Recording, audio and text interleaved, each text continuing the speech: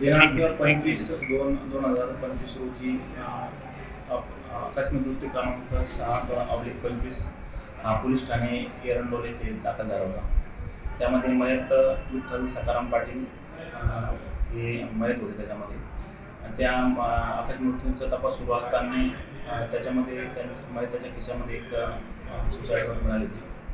त्याच्यामध्ये त्यांनी त्यांच्या मुलाचा हितेश पाटील यांचा नावाचा उल्लेख करून त्याला त्याच्या मरणाला मी जबाबदार आहे असं म्हणून त्याची जे मृतदेह आहे तो मी एका धरणात पुरला आहे असं सांगितलं होतं।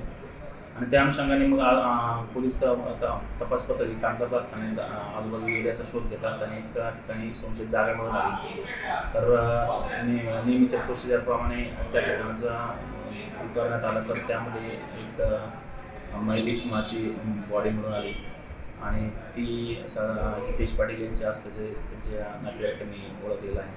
त्याप्रमाणे आता पुढील कारवाई सुरू आहे।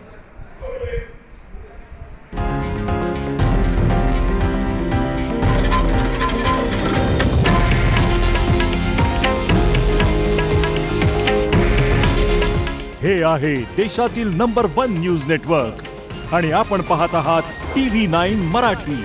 काळजी तुमची, हित महाराष्ट्राचं।